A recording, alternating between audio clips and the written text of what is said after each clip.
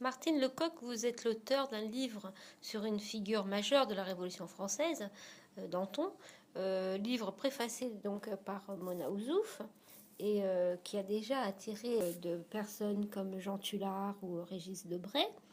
En effet, il semble avoir créé la surprise. Vous révolutionnez un peu le genre avec un point de vue très personnel. Pouvez-vous nous en parler? Alors, pourquoi Danton? En fait, il n'y a pas tant de grandes biographies de Danton que ça. Et c'est vrai que moi j'ai une grande sympathie pour lui, une grande admiration aussi.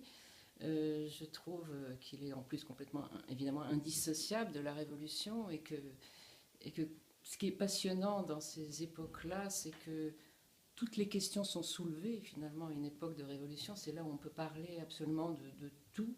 Et ces débats, au fond, sont toujours les nôtres.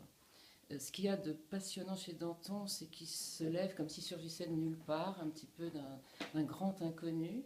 Son âge sinon c'est l'âge central de la Révolution, c'est plutôt 1792, c'est-à-dire c'est plus 89, et c'est pas encore 94, c'est-à-dire c'est ni les débuts où tout est possible, où toutes les promesses sont ouvertes de 89, et c'est pas encore la radicalisation de la terreur non plus. C'est vraiment l'âge central et il correspond bien avec ce centre vivant. On peut dire qu'à ce moment-là, la révolution s'incarne en lui. C'est un orateur hors pair, c'est une voix que évidemment je n'ai pas entendue, quoique j'ai l'impression de l'avoir entendue.